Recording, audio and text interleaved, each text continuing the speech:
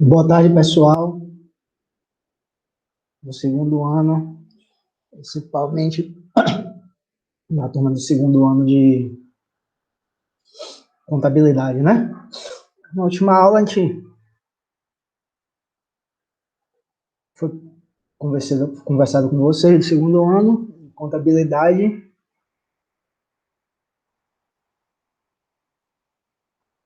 e vocês me apresentaram algumas demandas sobre dificuldade no entendimento do conteúdo de nossas aulas, né?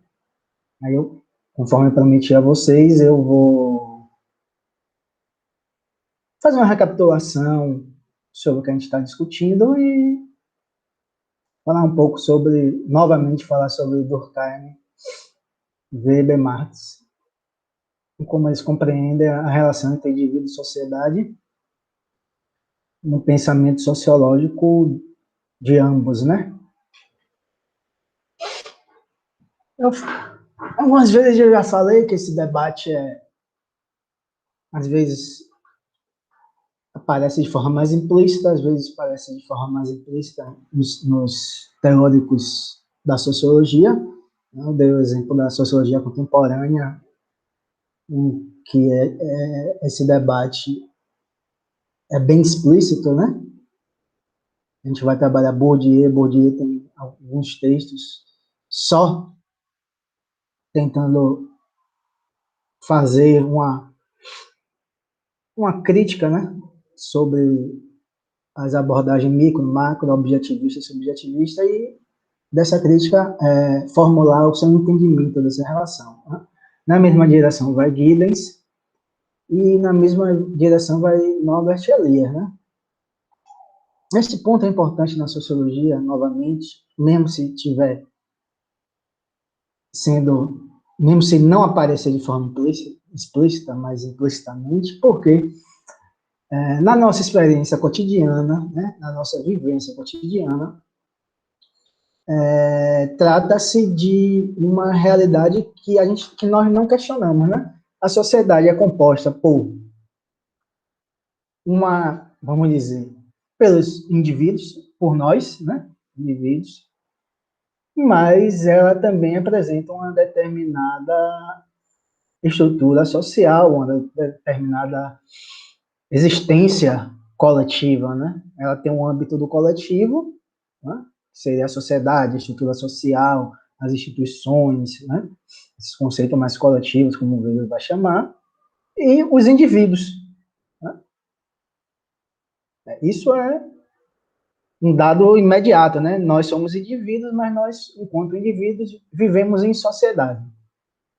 Então, a sociologia como ciência, né, surge lá no século XIX, ela também se preocupava com isso, né? Em Durkheim vai aparecer de forma muito clara, né? Em Weber, mas ele não tem um escrito explícito tentando falar sobre isso, mas no decorrer de sua obra ele fala, da mesma forma Marx, né?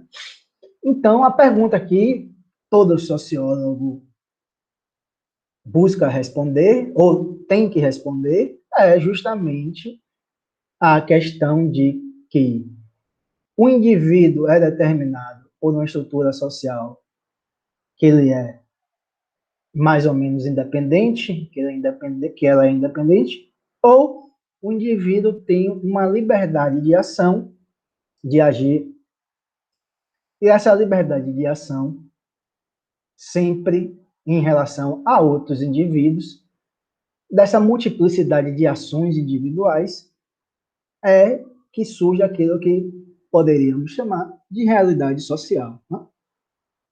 Desses três autores, né, Weber é aquele que vai partir do indivíduo, né, para explicar a realidade social. Né?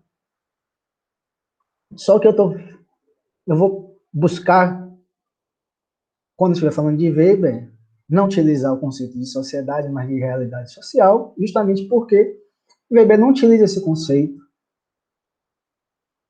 em seus escritos de sociologia, né? Então, esse é um debate muito importante da sociologia, né?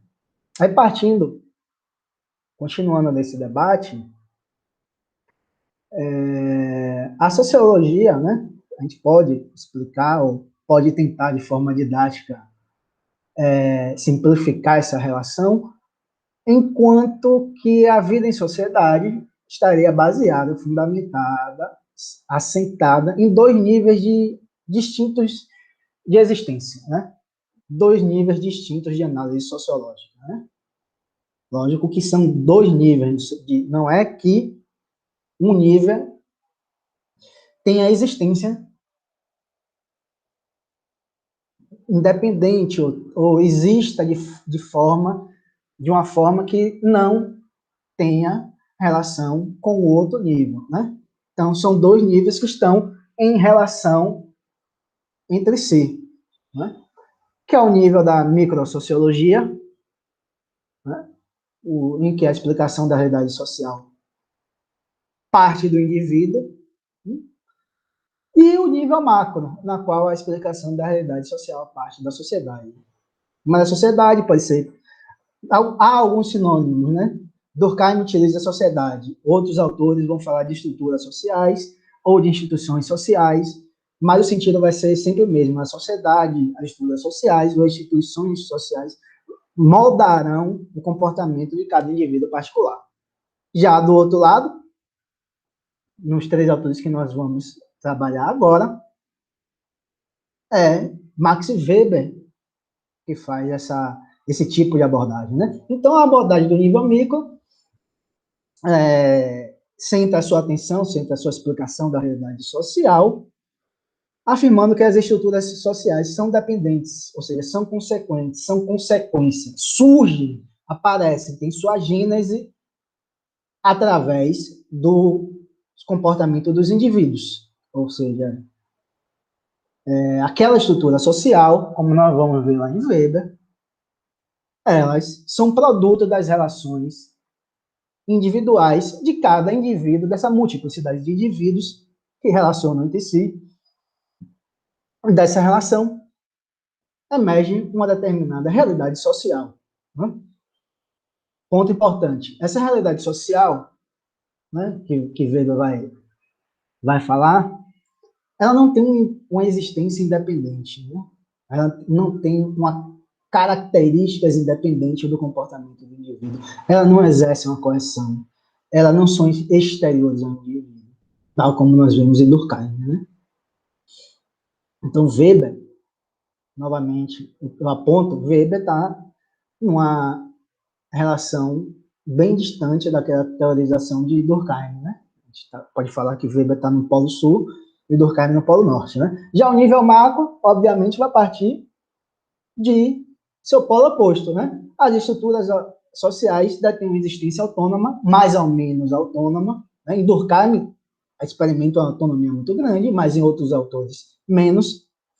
Elas são independentes do comportamento dos indivíduos, e mais do que serem autônomas e independentes, principalmente na teoria de Durkheim, elas vão exercer uma coerção. Né? Então, as pessoas vão se comportar de determinada forma porque a sociedade, naquele período histórico, tem determinados valores, determinadas normas sociais que são impostas aos indivíduos para que eles ajam daquela maneira e não de outra maneira. Né?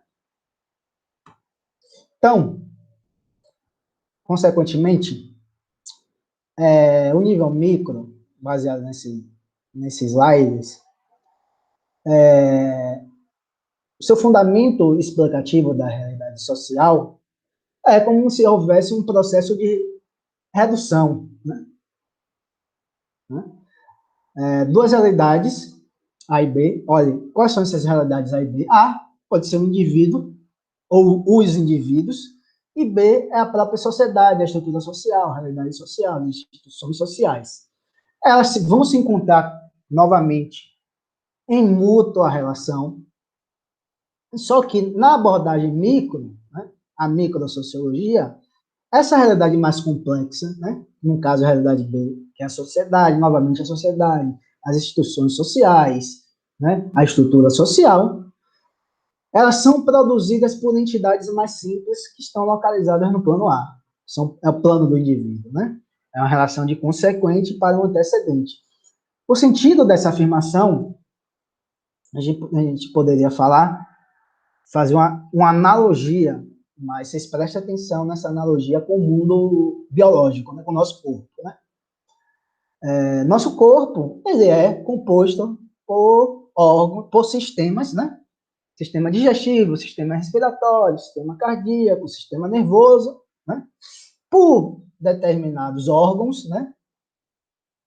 Uma realidade maior, você tem um corpo, que é a nossa realidade, nossa totalidade, né? Você tem uma realidade menor, que são sistemas, você tem uma realidade menor ainda, que são os órgãos, e você vai ter uma realidade menor ainda, que são as células que compõem os órgãos, né? Grosso modo, se a gente fizesse uma comparação, nessa abordagem micro, a explicação do nosso corpo em si, né? Dessa totalidade que nós chamamos de corpo humano, podem, que são comportamentos no caso, poderiam ser explicados pelo comportamento das células, dos órgãos e dos sistemas, né? Então, você tem uma realidade maior, que é o nosso corpo em si, que poderia ser explicado, por exemplo, pelo comportamento das células. Isso, gente, eu não estou falando que está correto. Eu estou falando que, você entendendo essa analogia, vai ficar mais claro você entender essa diferença entre a abordagem micro e macro, né? É como se nosso corpo pudesse ser explicado a partir do comportamento, da forma como se comportam as células, né? Então, essa realidade mais complexa que é nosso corpo, elas seriam produzidas por entidades mais simples, no caso, as células, né? A abordagem macro, ela vai ser o oposto, ela apresenta, vai dizer que há características, propriedades, né? Dessa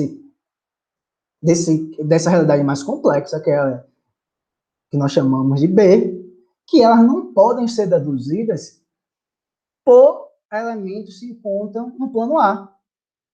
Então, essa realidade B, obviamente, ela vai produzir um tipo de realidade, um tipo de lógica de funcionamento, em que o comportamento de elementos mais simples não explicam essa nova realidade. Aí, voltando para a analogia do nosso corpo, né?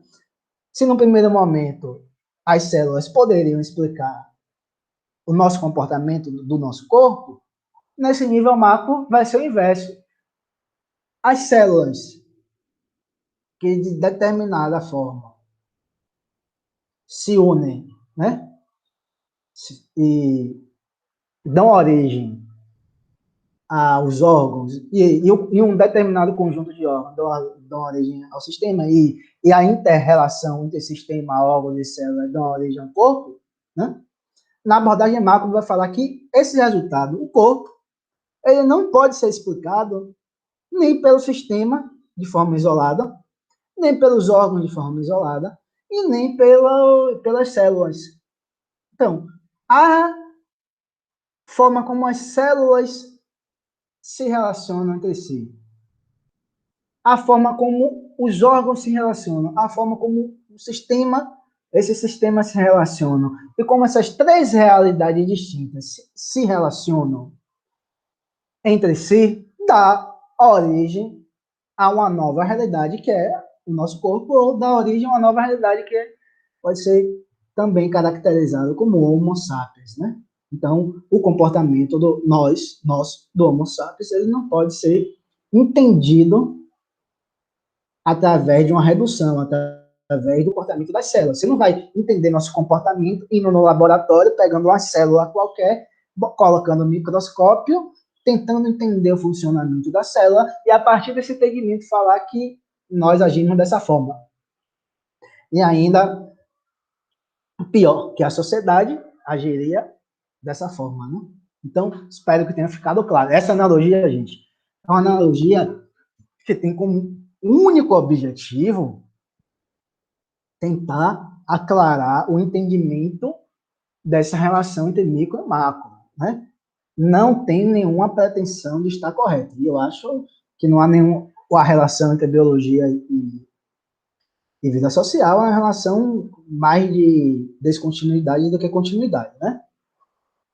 Mas o ponto importante que eu tenho que falar para vocês, pelo menos Max Weber, né, que ele tem essa perspectiva individualista no sentido de entender a vida social através do comportamento dos indivíduos, ou do plano micro, ele não entende, não se pode falar que ele entende ou que ele busca o entendimento da sociedade, eu vou voltar quando falar isso especificamente dele,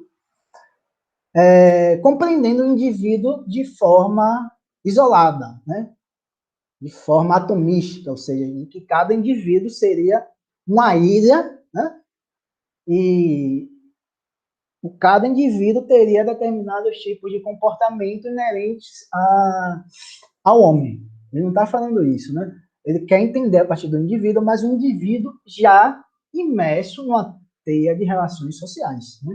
Imerso em relações sociais. O indivíduo A que se relaciona com o indivíduo B, que relaciona com o indivíduo C, D, E, e assim sucessivamente, né? Então, para finalizar essa primeira parte,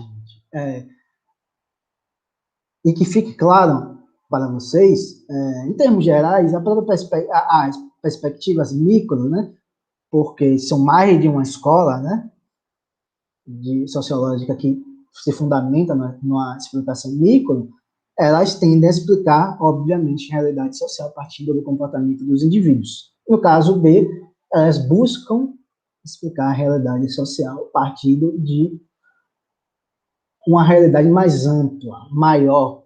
Por isso que é macro, né? Aí você pode falar estrutura social, instituição social, sociedade, e etc. Né? Esse é o primeiro ponto da importância dessa discussão de conteúdo do indivíduo e sociedade. Né? Que a sociedade, a gente vê a sociedade é tanto o indivíduo quanto a realidade que está para além do indivíduo. Ou seja, em uma realidade que a existência individual não explica, né? Não tem, a partir desse ponto, a vida em sociedade não pode ser explicada através da lógica do indivíduo. O indivíduo entendido, novamente, vou chamar a atenção, entendido de forma isolada. Então, a sociedade não se explica através do indivíduo entendido como uma ilha, como se o indivíduo isolado portasse determinadas categorias que poderiam explicar a própria vida em sociedade, ou parte da vida em sociedade. Nem Weber vocês vão ver uma redução tão grande nesse sentido. Aí passamos, vamos lá, espero que tenha ficado claro, né, esse ponto anterior. Aí a gente já vai passar para os autores propriamente ditos, né? Primeiro a gente vai falar de Durkheim. Durkheim, vocês já devem ter visto, quando vocês foram no primeiro ano, ele foi considerado um dos três clássicos, né? Nasceu lá na França na segunda metade do século XIX, morre em 1917. Ele é o primeiro sociólogo que torna a sociologia uma disciplina acadêmica na França, né? Ele busca teorizar sobre as particularidades da sociologia, tentando compreender, tentando explicar a realidade social através de um método próprio, né? Tentando definir de forma bem precisa qual é o objeto de estudo da sociologia, né? E de como se dá essa relação entre indivíduo e sociedade, né? Em Durkheim, essa discussão fica muito evidente, principalmente nas regras do método sociológico, que é seu livro, é um livro justamente que ele utiliza para explicar, definir tanto o objeto quanto a metodologia, quanto os procedimentos metodológicos que o pesquisador deve utilizar para que tenha um determinado nível para que seja produzido o conhecimento objetivo da realidade social. Né? Então, qual dasquelas abordagens anteriormente faladas por mim, Durkheim se estaria vinculado, está vinculado. Né? Eu acho que, se vocês puxarem na memória, vocês vão perceber que Durkheim se vincula a uma explicação da realidade social que pode ser aquela que nós caracterizando como abordagem macro, né? Ele se assenta no processo de que a realidade social, a sociedade, ele fala, a sociedade, ela possui características sui generis. A sociedade possui uma natureza, uma lógica de funcionamento própria, né? A sociedade funciona de uma determinada maneira, e do ponto de vista psicológico, os indivíduos se comportam de outra. Então, não é o pesquisador se reportando, indo em direção ao comportamento dos indivíduos, que nós iremos compreender essa realidade social, né? Durkheim está falando o quê? Você tem que partir da realidade mediada através do seu objeto de pesquisa, o que é fato social, né? É através dos fatos sociais que ele vai explicar a forma como ele entende essa relação entre indivíduo e sociedade, né? Então, o que são os fatos sociais, né? Acho que eu já falei anteriormente, mas vou voltar a repetir. E tem aí no slide para vocês anotarem, lerem quantas vezes quiserem, né? É toda forma de fazer fixada ou não, mas não só fazer, mas agir, pensar, sentir, né? Suscetível de exercer sobre o indivíduo uma coerção exterior, ou então que é geral no âmbito da sociedade, tendo ao mesmo tempo a existência própria. Olha o que ele fala, independentemente das suas manifestações individuais. Independentemente das suas manifestações individuais, né? Então, a sociedade, novamente, não se explica pelo comportamento dos indivíduos. A sociologia não produz um conhecimento científico se ela partir do comportamento dos indivíduos, né? Muito pelo contrário. A sociologia só pode produzir um comportamento objetivo e científico na medida em que ela entender os fatos sociais e na medida em que ela conseguir compreender, captar os fatos sociais, ela vai poder fazer o quê, gente? Compreender o comportamento dos indivíduos. Só a partir dessa direção, né? É como se fosse lá, lembre as variáveis A e B, como se A tivesse uma setinha em direção, ou B, desculpe, como B tivesse uma setinha em direção a A. Esse é o movimento, né?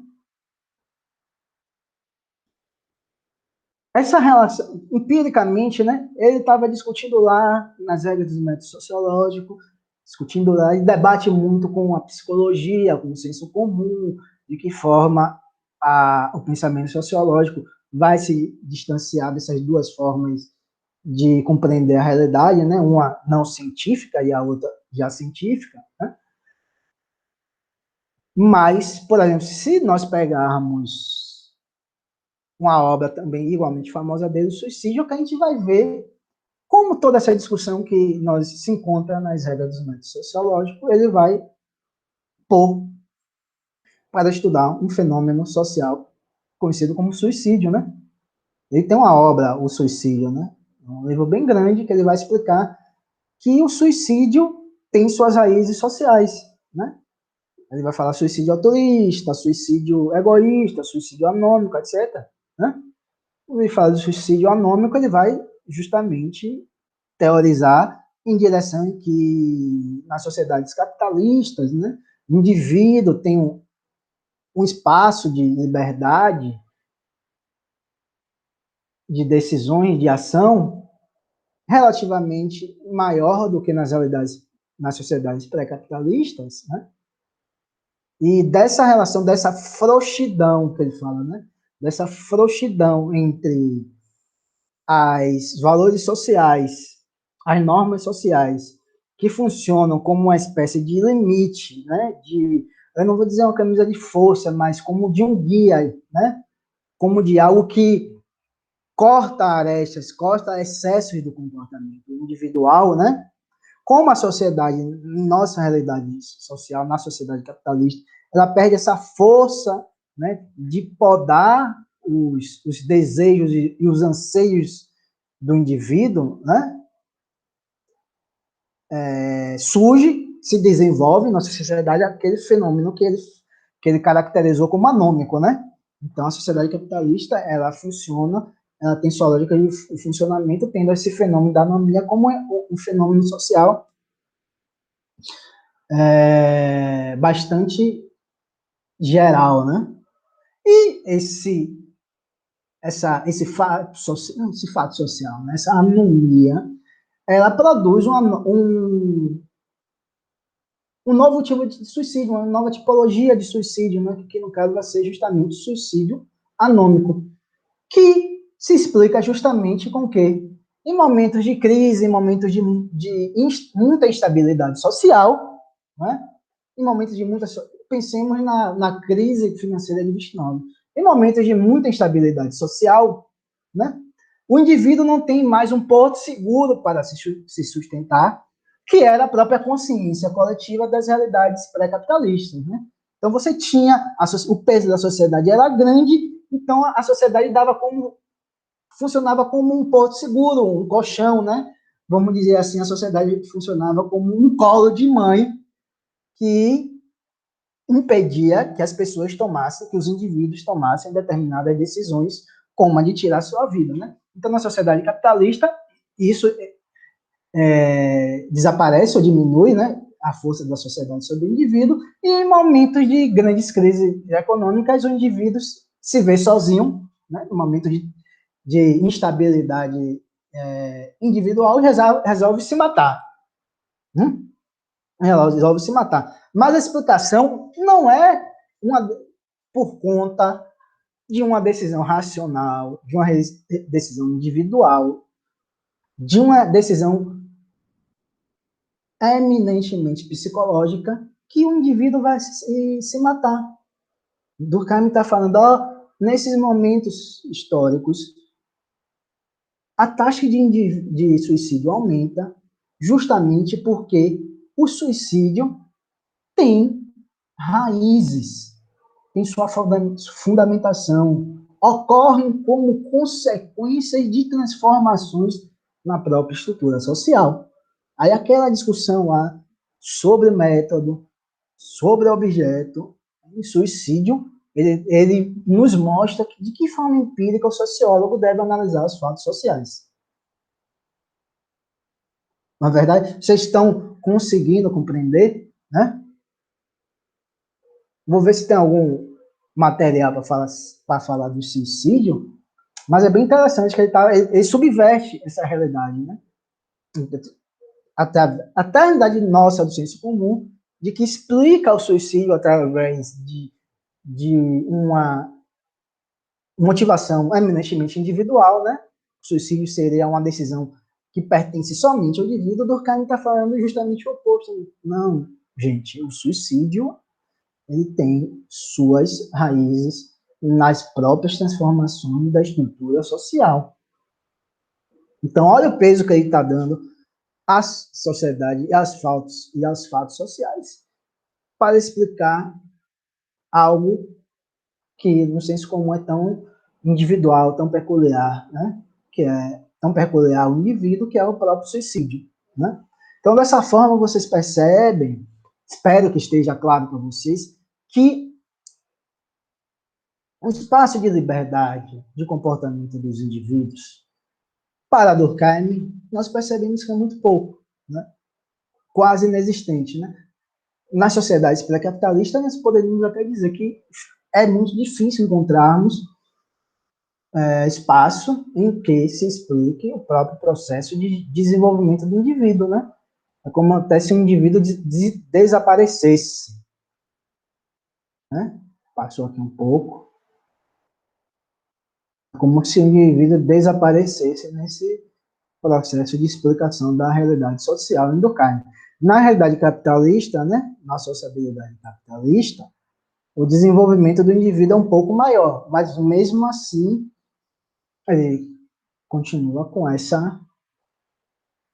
entendimento da vida em sociedade. É a sociedade, são os fatos sociais que vão explicar os comportamentos dos indivíduos, não o inverso, né? Determinado valor social. Eu não sei se eu dei aquele exemplo para vocês, né? Do arroto ou de qualquer outro comportamento, né?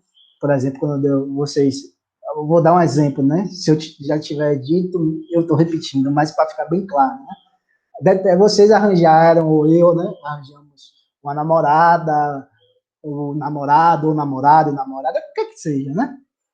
Isso é independente, né? E vocês foram convidados para um jantar relativamente chique, né? Um lugar chique, né? Não, mas não precisa ser nem um lugar chique, né? Mas sim um lugar um pouquinho mais chique, tal, aquele vinho caro, né? Para quem bebe, eu não sei, acho que vocês são de menores, então não pode beber aquele um suco, um refrigerante, tal, aquela comida, tal. Aí tá naquela, né? Vocês tomaram Coca-Cola, né? Coca-Cola, aquela comida, tal.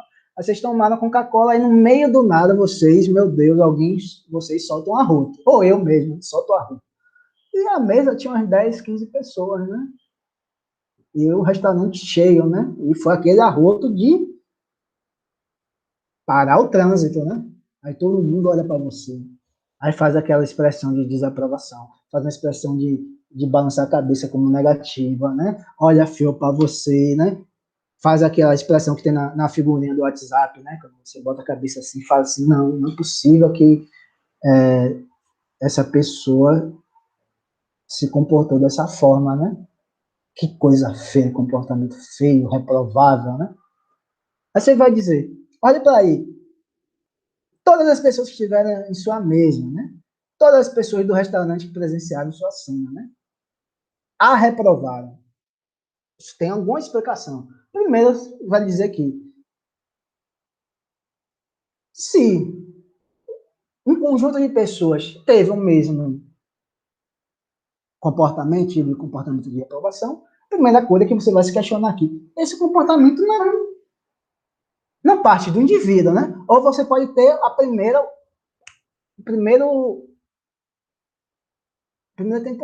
ponto de reflexão. Você fala, todo mundo teve o mesmo comportamento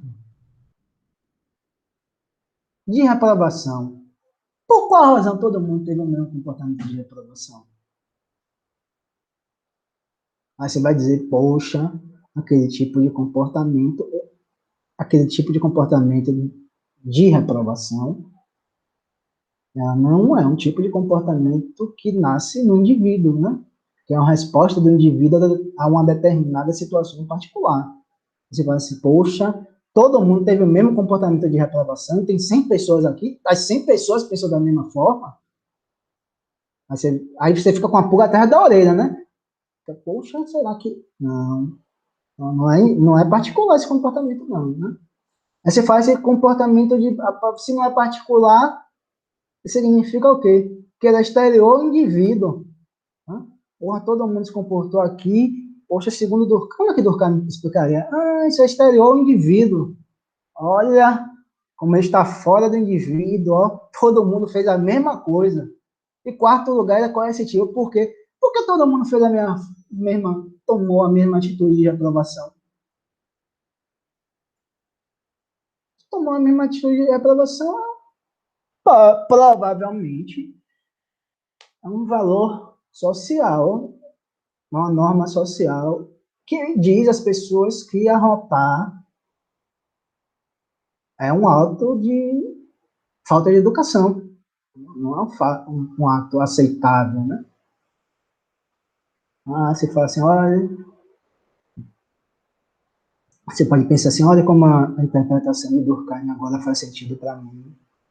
Não que eu concorde, você não precisa concordar ou discordar, mas entender o que é que ele está dizendo, né? Olha como olha como o Durkheim está explicando isso aqui que passou comigo agora. Fora que quem fosse pego nessa situação, ia querer botar a cabeça, ia querer dar uma de avestruz, né, gente? Ia querer colocar a cabeça no chão, né? Ferrar a cabeça no chão, de vergonha, né? Também é vergonha. Né?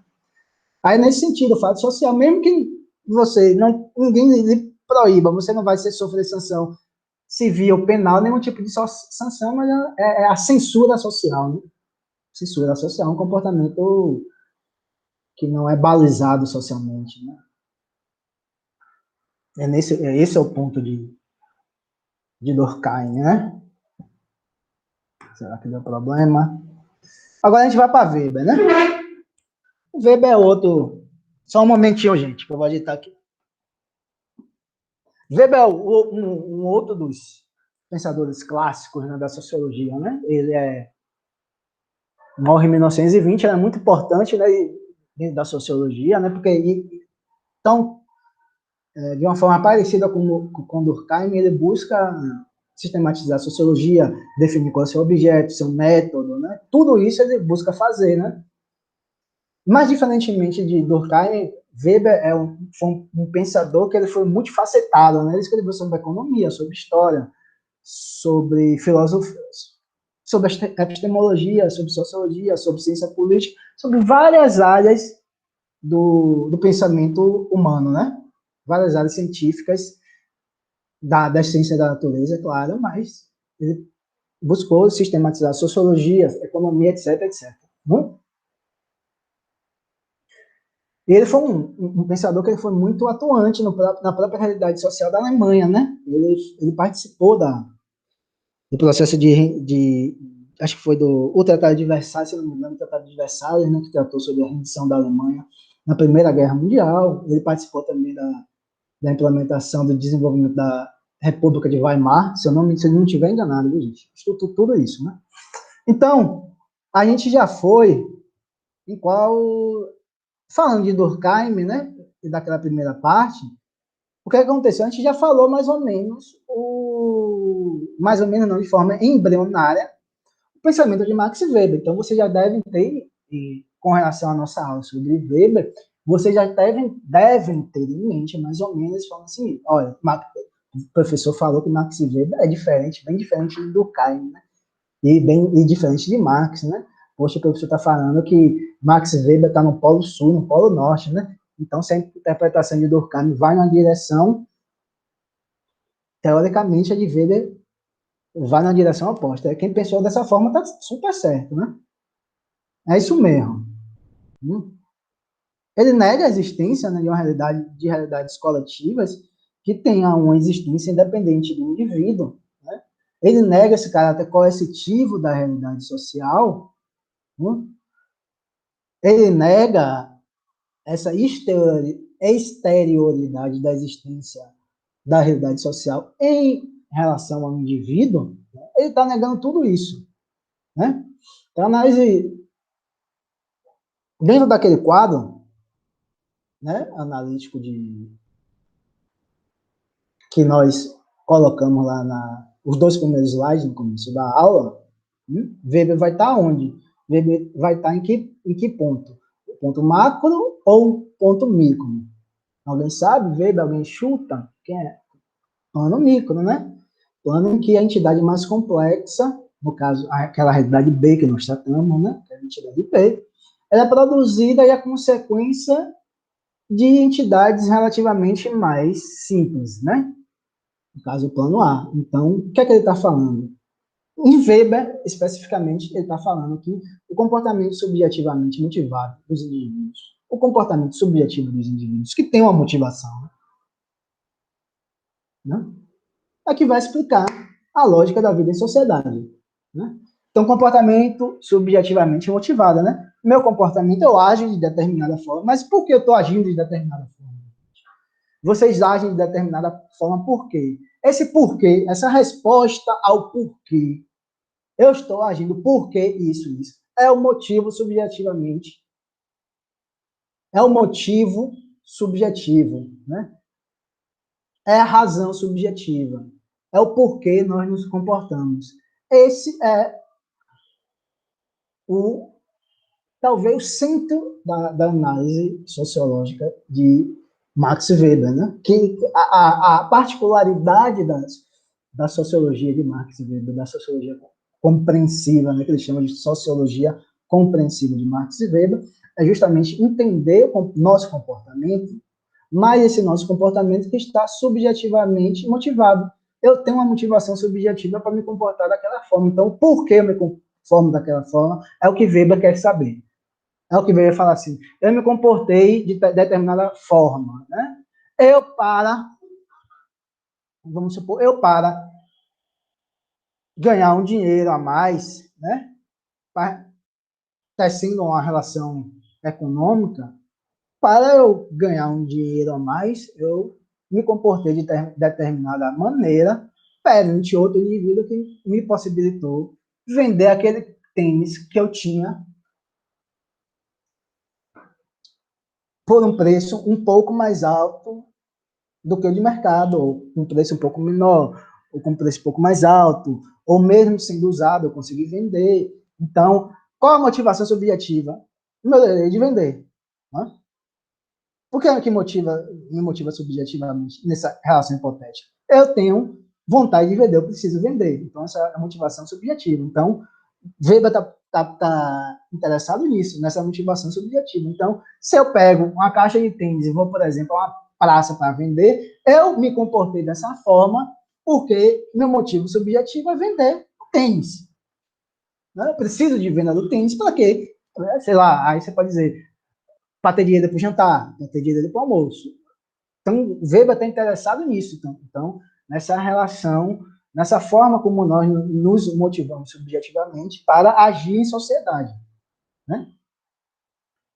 Mas a ação social, que é um objeto da sociologia de Weber,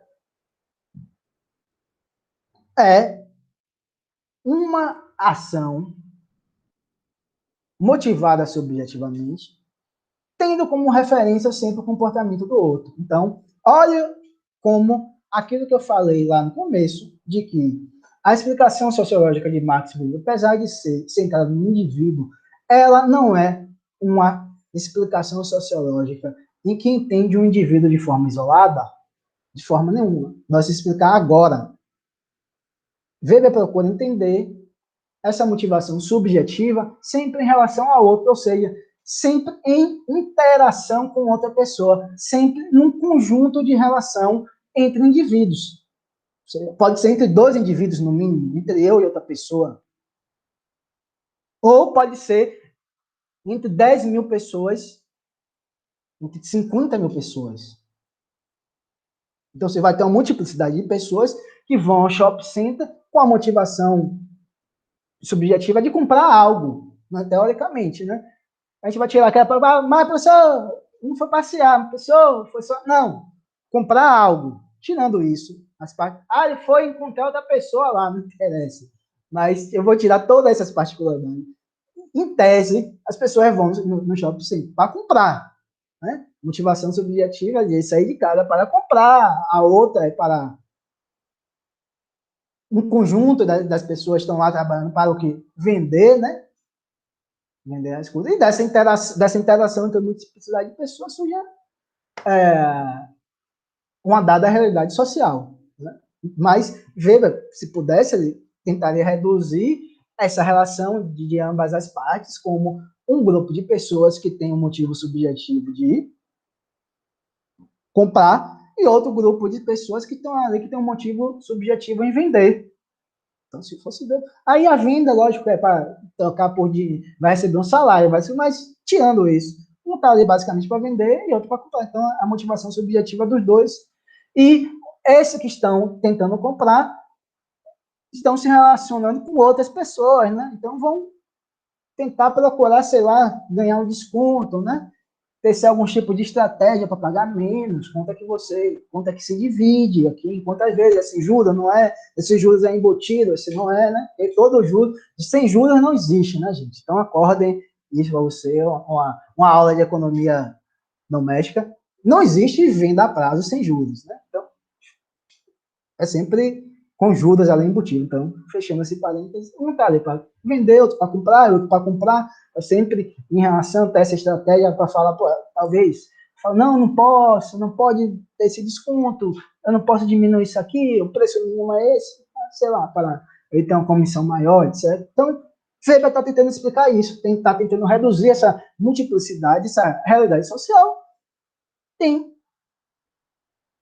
comportamento subjetivamente motivado dos indivíduos. Né? Então, um grupo de indivíduos quer comprar, outro quer vender. Então, grosso modo, o centro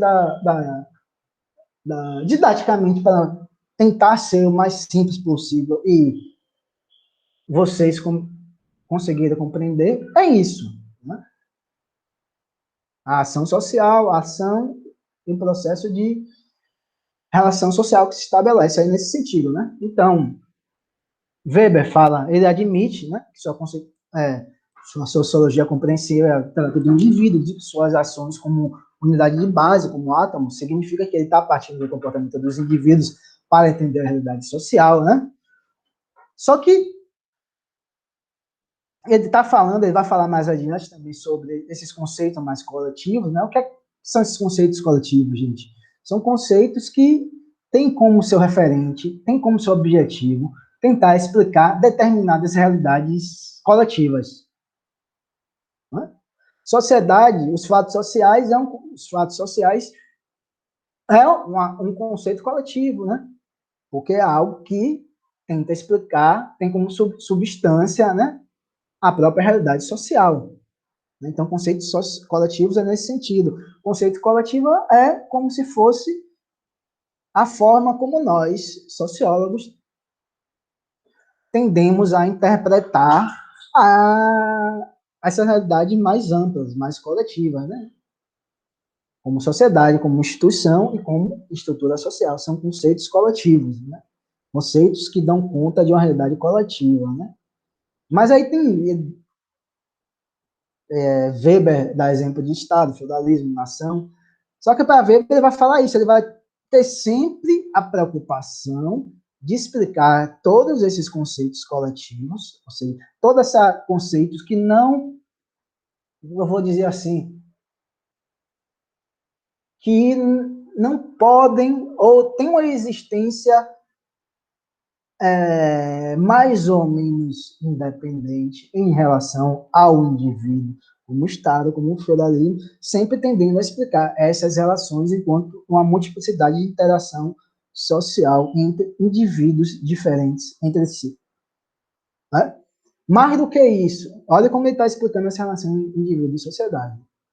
Mais do que isso, em Weber, esses conceitos coletivos, olha o que ele nos diz, né? Nada mais são do que sequências e cadeias de ações específicas de pessoas individuais, pois somente estas são portadoras, compreensíveis para nós de ações orientadas por um sentido. Né? Então, Weber está falando o seguinte, Durkheim, vamos imaginar, novamente vamos imaginar, né? Novamente, vamos imaginar um hipotético diálogo entre Max Weber e Emile Durkheim. Né? É como se...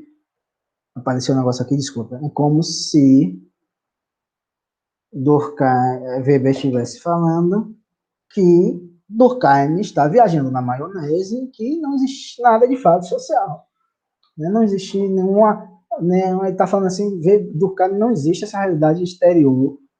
As sociedades, fatos sociais, não têm essa caracterização sugêneres, exterior, e que agem de forma coercitiva sobre os indivíduos. Não é, são produtos, são criações dos indivíduos, tão somente. Você vai encontrar a explicação dessas realidades no indivíduo. Aí ele fala que, né, que esses conceitos coletivos, apesar de não existirem, exercem uma influência causal sobre o comportamento dos próprios indivíduos. Aí você pode perguntar, poxa, professor, que negócio difícil, por isso que eu acho que eu não estou entendendo nada, porque Weber está falando hora uma coisa, hora outra, ele já está falando aí que esses conceitos coletivos existem e não existem, que esses conceitos coletivos eles podem ser reduzidos ao comportamento dos indivíduos, mas agora ele já está falando que não existe, como é que tá? Que história é essa, professor? Calma, gente, que vai ficar claro. Né? Leia esses próximos 2 pontos, que vai ficar claro como é que ele trata essa relação entre indivíduo e sociedade. Né? Olha o que ele fala, gente. Essas formações coletivas como o Estado são representações de que parte existe e que parte que ela tem de vigência. Né? O que é que ele está dizendo que em parte existe? Em parte existe. Só que ela não existe independentemente da ação dos indivíduos. Elas existem como criações individuais e elas existem na mente dos indivíduos. Os indivíduos é como se fosse assim, gente. Os indivíduos creem que exista um Estado independente dele. Creem. Como algumas pessoas creem em Deus e se pautam pela sua crença em Deus, o seu comportamento aqui na Terra, ele está falando mais ou menos isso. Deus não existe. Cientificamente, Deus não existe. Ou, no melhor dos casos, é uma discussão não científica, né? Porque não se pode provar, não se pode provar nem a existência, nem que ele não existe, né? Então, não estou discutindo nada de religião, não venha com problemas, falando Deus não existe, paciência, é impossível falar da existência de Deus ou da não existência, então não se discute, né? Para a gente não vai discutir, né? Tem alguns os teóricos que enveredam, que falam sobre isso, né, negando a existência de Deus, mas não é nosso caso aqui, falando que Deus não existe no sentido, não se pode provar a existência de Deus, é nesse sentido. Crença, fé, né? Deus na crença, fé, eu acredito em Deus, né? Então ele existe para mim. Então ele tem essa existência para mim, eu tenho essa existência em minha mente. Ele existe para mim. E essa existência ela orienta meu comportamento na vida cotidiana. Weber está falando basicamente a mesma coisa, por exemplo, sobre o Estado. Nesse Estado, ou sobre esses conceitos coletivos, que são Estados, tal. Esses conceitos coletivos apresentam uma similaridade com essa lógica da existência de Deus. Né? Existe na mente das pessoas, mas existe, e parte para ter divergência. O que é que ele parte para ter divergência? Esses conceitos coletivos determinam, orientam o comportamento das pessoas, ou seja, tem uma exercência causal sobre o nosso comportamento. É isso que o Weber está falando. Né? Então, é como se essa existência desses conceitos somente existissem ou existem na mente dos indivíduos. Né? Essas realidades existem enquanto crença. Imagine, você fazendo essa analogia com Deus, você vai compreender. Se todas as pessoas acreditam em Deus, deixa essa crença em suspenso. Deixa essa crença em suspenso. Só imagine aqui, ó. Eu não posso provar a existência de Deus. Pensa como um cientista, né? Uma dúvida metódica lá de Descartes. Pensa assim, uma dúvida metódica. Eu não posso, eu vou tentar superar essa minha visão religiosa, eu vou tentar pensar como meu professor de sociologia está pedindo. Deus não existe, a gente não pode provar a existência de Deus como nós podemos provar a existência, sei lá, de um gato, de um cachorro que está passando aí, a existência de uma geladeira. Você acabou de abrir a geladeira, ligar a televisão. Não tem. Então, essa realidade de Deus só existe para o indivíduo. Mas Deus, ao mesmo tempo que ele só existe para o indivíduo, ele normatiza o comportamento do indivíduo, ou seja, ele pretende vigência. Ele orienta. Né? Vai dizer, não faça isso, filho. Então, o indivíduo acredita, mesmo que seja uma realidade que não tem uma existência exterior a ele, tal como o Durkheim está falando, né? Então, finalizando o Weber, segue esse esqueminha, né? Olha como ele está explicando. Aquela lá da microsociologia é o A, direção a B. Né? A realidade A. Esse nível A explica o nível B mais complexo, né? Então, são pessoas reais, né? Consequentemente, representam em suas mentes determinadas formações coletivas, né? Consequentemente, a partir das quais eram orientam suas ações, e razão pela qual essas realidades incidem causalmente sobre o plano de suas ações. Vocês percebam que qual foi o ponto de partida? As pessoas reais. O comportamento das pessoas reais é que vai desencadear o processo de constituição desses conceitos relativos, dessa realidade que pode ser chamada como Estado, religião, sei, dentre outros, né? Então, novamente, bora, gente. Indivíduo, sociedade.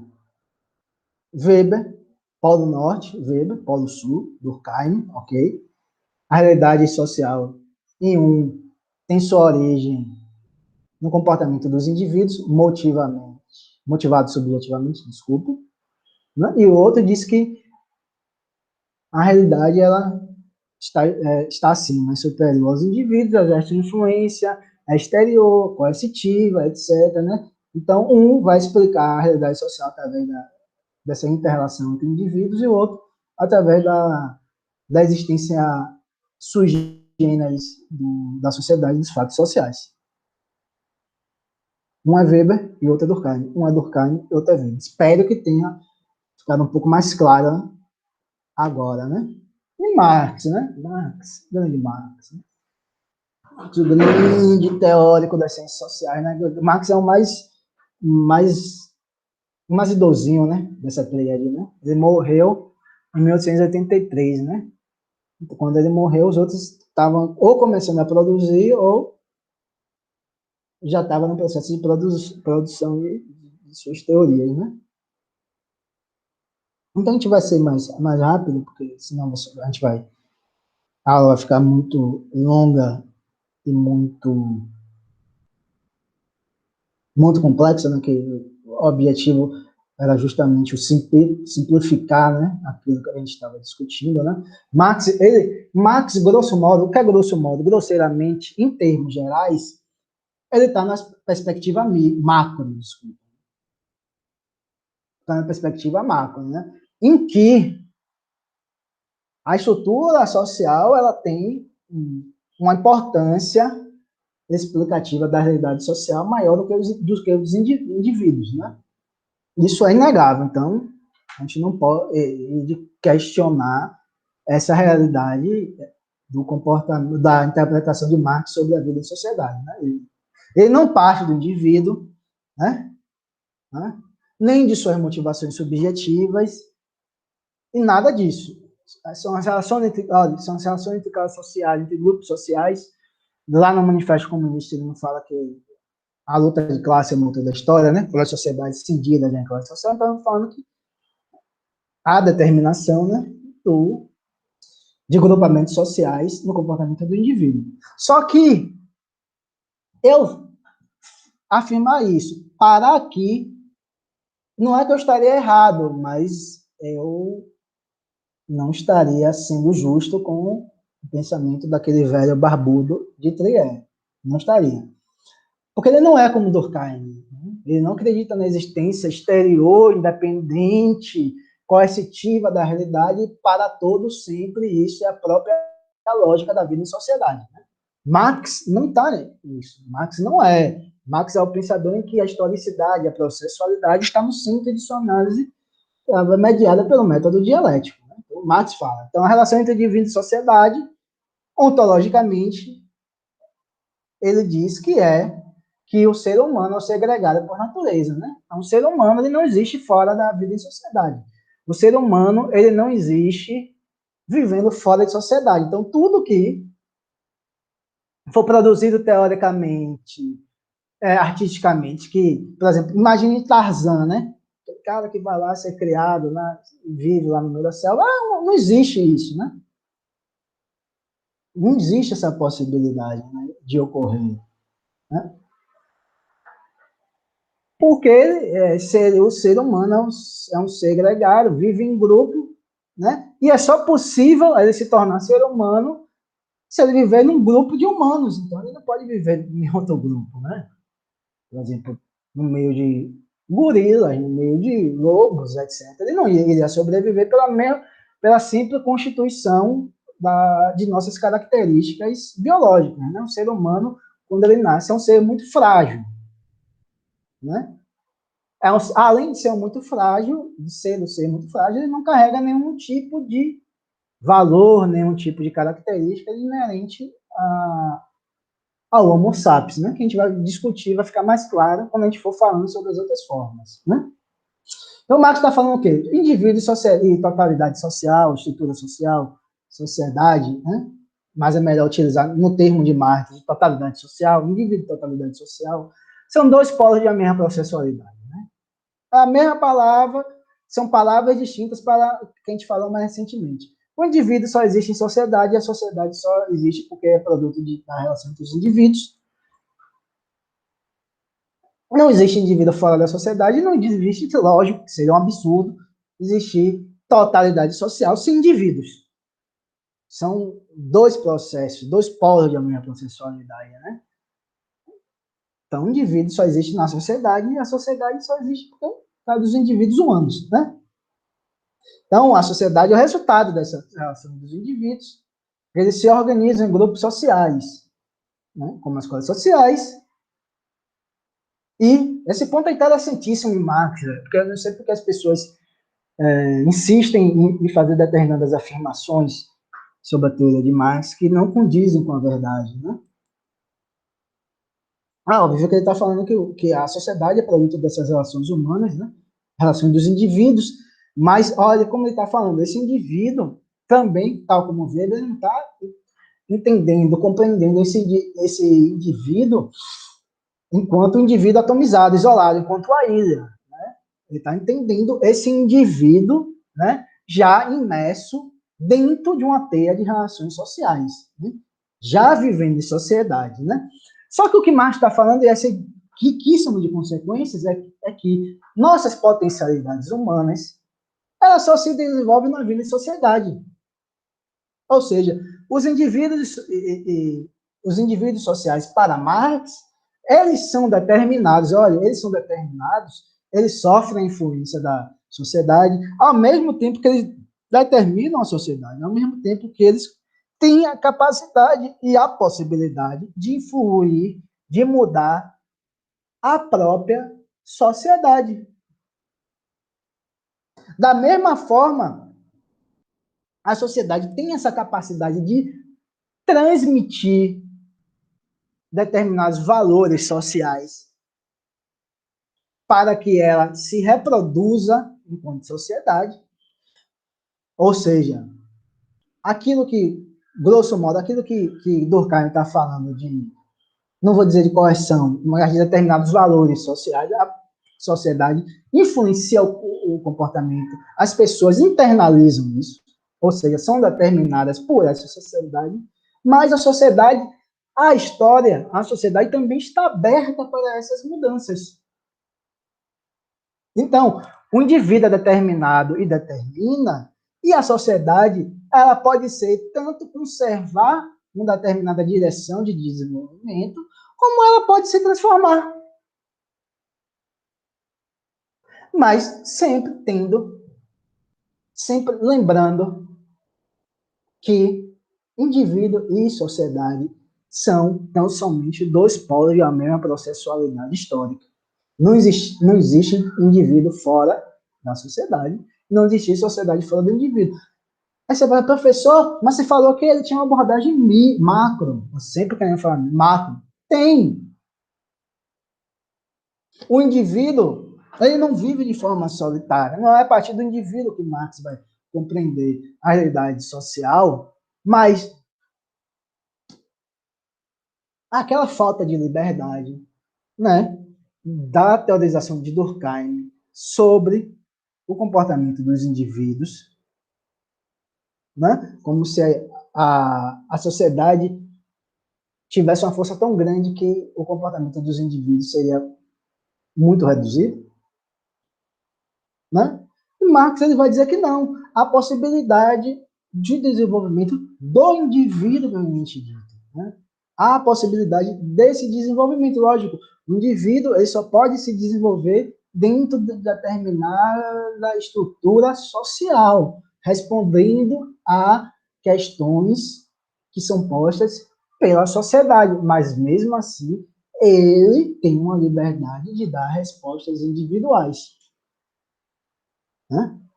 Então, espero que esteja sendo um pouco mais claro para vocês, em contraposição à teorização de Durkheim. Ele está falando, não, existe a sociedade tem um peso grande para nós, mas é um espaço de possibilidade, é um leque de possibilidade para o nosso desenvolvimento. Evidentemente, aqui eu tenho que chamar a atenção, meu Deus, ela travou? Não. Evidentemente, no que se relaciona à transformação social, né, como a sociedade muda, né, Marx não vai afirmar que a sociedade pode mudar pelo comportamento de um indivíduo ou dos indivíduos. Não, né? Esses indivíduos estão vivendo em determinado grupamento social, né? Então, só determinados grupos sociais, que os mais importantes dele, ele aponta como sendo as classes sociais, transformar a sociedade.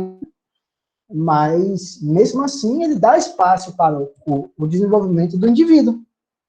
O indivíduo que se desenvolve, mas lembre-se de uma coisa, que Marx está falando que o indivíduo se desenvolve na sociedade. O indivíduo se desenvolve dentro de relações sociais, e somente através dessas relações sociais. Né?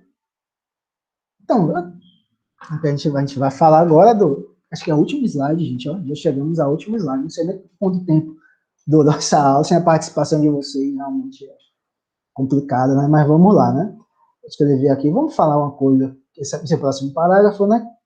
Teoria de Marx e Engels, 60 no radical historicidade, esse ponto é importante, o peso da sociedade em relação ao indivíduo, a autonomia perante a sociedade, irá variar conforme relações econômicas, sociais, enquanto estruturada. Esse ponto é importante, sabe por que esse ponto é importante? E que eu resolvi escrever dessa forma? Eu não pedi para vocês imaginarem um diálogo hipotético entre Durkheim e Weber, né? Imagine agora um diálogo hipotético entre Durkheim e Marx. Aí Durkheim vai falar, porque não, a sociedade é exterior, coercitiva, pererê, parará. Marx vai falar, não, Durkheim. Você está fazendo uma discussão, uma análise sociológica em que você está desaparecendo com as transformações históricas, você está desaparecendo com a história propriamente dita. Aí Durkheim poderia falar, mas por que, Marx, me explica agora direito. Não necessariamente a sociedade vai ter esse peso em esmagar a possibilidade de desenvolvimento dos indivíduos, em esmagar o desenvolvimento realmente individual.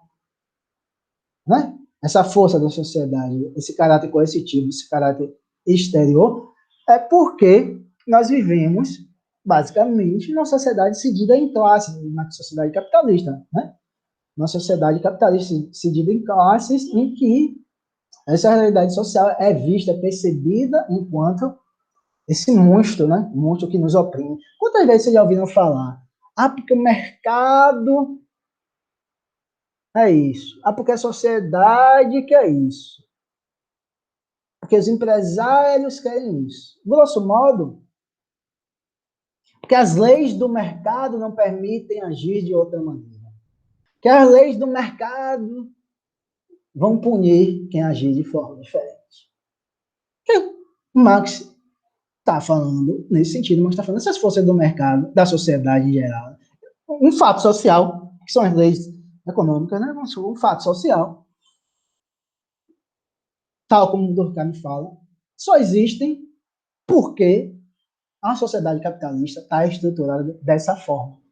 Então ele está falando, olha, Durkheim, me desculpe, mas numa sociedade, por exemplo, hipoteticamente comunista, em que as relações econômicas, sociais seriam planejadas de forma conscientemente racional, a estrutura social não agiria dessa forma, né?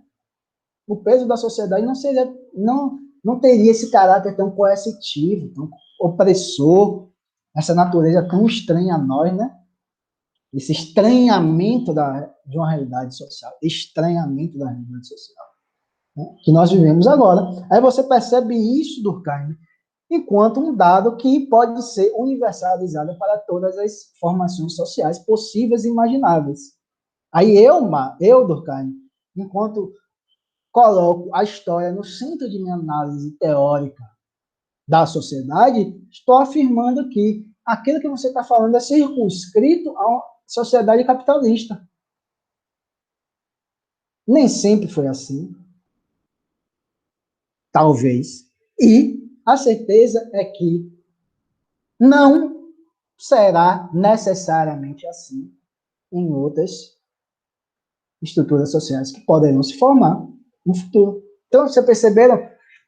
Apesar de que Marx está falando da importância da estrutura social para entender o comportamento dos indivíduos, ele não está no mesmo grau de determinismo, vamos supor. Aliás, determinismo não existe, né, Marx, no sentido de não há saída para isso, né?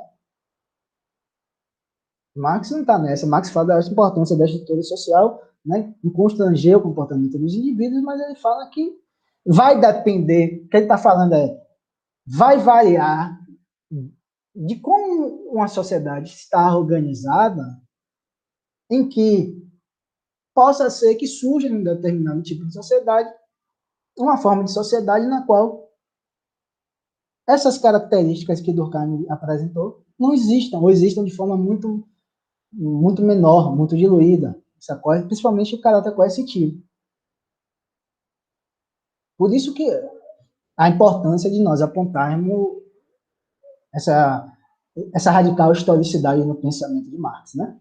Então, grosso modo, a gente vai dizer, vai apontar assim, para finalizar, alguns pressupostos, né, sobre a constituição do indivíduo para Marx. Olha como ele está falando do indivíduo, né?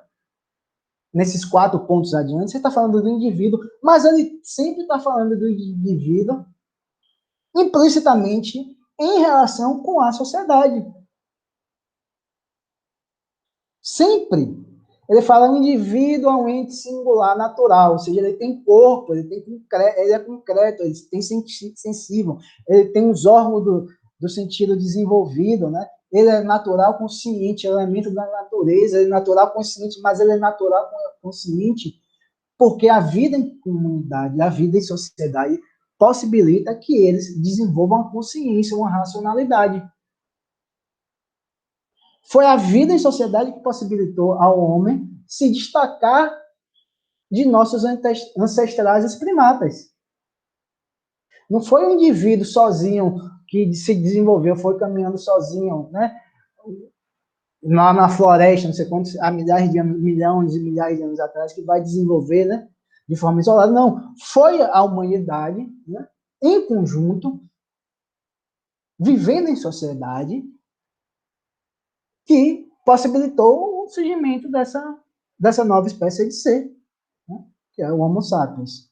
O indivíduo humano é histórico, resultado do desenvolvimento histórico, né? Não sendo produto perene da substância externa, ele é histórico, por quê? Ele vai depender da organização social de cada sociedade em determinado período de tempo. Então, o indivíduo que procura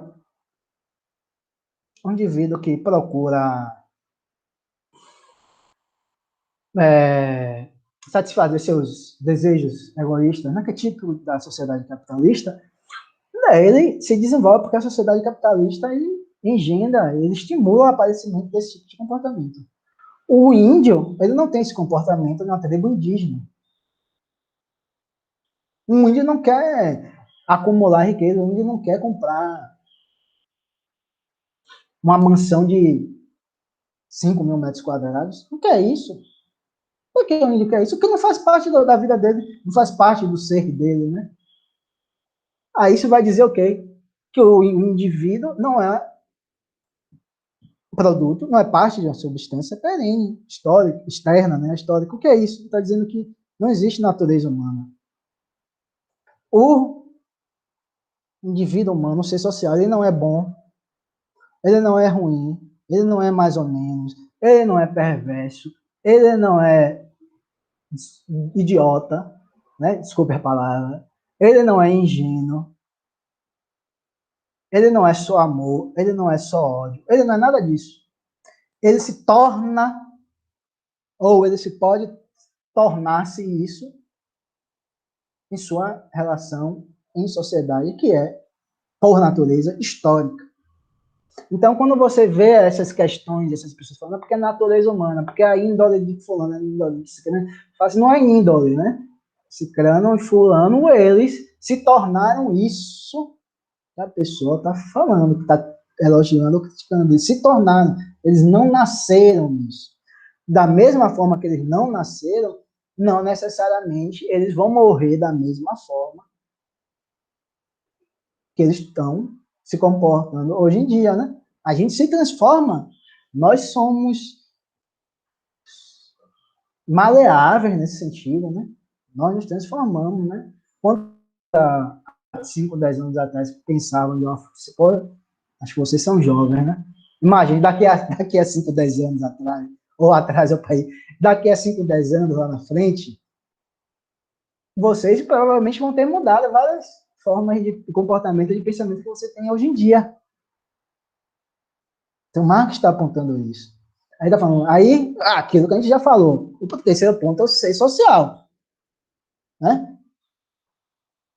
Ele não existe isoladamente, ele não sobrevive enquanto exemplar da espécie isoladamente, ele não tem nenhuma característica interior à sociedade. Nada disso. O indivíduo é, ao mesmo tempo, ser social. O indivíduo é ser social. Só existe indivíduo em sociedade. O que Marx está falando é isso. Muitas dessas teorias econômicas liberais, eles afirmam que existe uma natureza humana, ou que o indivíduo, nesse sentido, o indivíduo a priori, né? Opa, aí que eles falam natureza humana, indivíduo a priori, isolado. Por que eles estão falando isso? Porque, na visão deles, o indivíduo só busca atender necessidades egoístas. Então, para ele, é a natureza humana. Né? Aí eles acham que é a natureza humana, mas na verdade não é a natureza humana, né? É a forma como nossa sociedade capitalista se desenvolve e influencia nosso comportamento. Né? E por fim, gente, o indivíduo é ser ativo, dinâmico e se autoforma. Né? Vocês perceberam que esses quatro pressupostos, quando fala do indivíduo, novamente está falando, ele sempre fala do indivíduo e da sociedade, de forma mais ou menos explícita ou não. Marx, o pensamento de Marx. O que o indivíduo auto se forma? Tem um trecho muito bonito da ontologia de Lukács, né? Que ele fala que o trabalho é a protoforma do ser social, né? A forma primeira, a forma originária, né? Bem bonito, quando vocês quiserem fazer algum tipo de redação que couber, né, gente? Essa palavra protoforma, que palavra bonita, né? A protoforma de determinado. Aí você lembra que protoforma é forma originária, né? Fórmula primeira, né? Como aquele se desenvolveu primeiramente, né? Por que a gente está falando isso e por que trabalho? Porque, segundo Marx, segundo a tradição dessa vertente do marxismo, é o trabalho que possibilita essa formação da humanidade, segundo Hegel e Marx. Né? Em que sentido? Nós não somos criações de Deus, nem nenhum tipo de divindade. Nós não temos uma existência criada por nenhum ser exterior a nós. E essa passagem de, por exemplo, dos nossos ancestrais primatas para a humanidade se dá através da mediação do trabalho. Né? Então, autoforma, por que autoforma? Porque o trabalho é a nossa atividade. Nós, a partir dessa atividade de trabalho, nós nos tornamos seres humanos, homo sapiens. Então, é a nossa criação, né? Então, nós somos fruto de Deus, né? E nem fomos dados de forma imediata pela natureza. O que é isso? O trabalho faz com que haja um afastamento, né? Dessa dependência que nós temos com nossas determinações biológicas. Né? Mas como se, grosso modo, você imagine lá o leão, uma leoa sai para caça, ela mata, ela consome na hora, né? A gente não faz isso, né? A fome é diferente, provavelmente a necessidade de se comer, a carência de comer, provavelmente é muito similar, né? Aquele incômodo, aquela dor, chegando a determinados momentos que dói, né? Provavelmente é similar entre as espécies, né? Mas a forma como nós saciamos essa vontade tão corpórea, tão biológica, que é o ato de comer, ela é mediada pela sociedade. Ou seja, uma criação nossa, uma realidade nossa. O trabalho faz essa passagem e aí a gente constrói um mundo de cultura, né? Um significado eminentemente humano para nossas vidas, que orienta nossas vidas, né? Que dão significados à nossa existência. Então, gente, vamos nessa, a gente terminou. Eu não sei quantos minutos deve, foi 1 hora, não lembro, não sei. Assim, a participação de vocês é muito ruim, por favor. Necessito da participação de vocês. Gravar uma aula assim não é muito boa. Saudade de vocês. Então, amanhã a gente se vê às 8 horas. Né? Espero que essa aula fique disponível. Não é que eu preciso que Priscila faça a tradução em Libras, né? Para postar lá. Mas espero que tenha ficado menos difícil, mais claro, esse conteúdo das nossas primeiras aulas. Porque essa primeira aula eu vou postar para todo o segundo ano, mas aí foi especialmente gravada por segundo ano de, acho que é contabilidade, né, gente? Você vê aqui, esse aqui é o segundo ano de contabilidade, né? Então, gente, até mais, até amanhã, né? Nossas aulas, outras aulas. Aí amanhã eu vou falar alguma coisa sobre esse mesmo tema, mas eu não sei se vai dar tempo de vocês assistirem, mas espero que dê um tempo. Aí eu falo alguma coisa desses e a gente abre para uma discussão. Viu? A gente abre para uma discussão no sentido de se agora ficou mais claro ou se ainda resta algum nível mais nebuloso de entendimento. Então, até amanhã, gente. Beijos para todo mundo aí. Até logo.